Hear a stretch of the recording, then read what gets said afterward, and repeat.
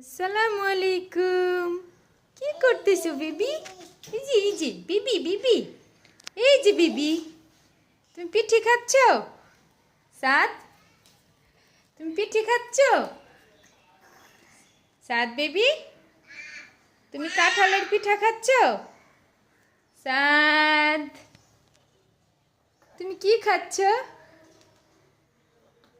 কাঁঠালের পিঠি?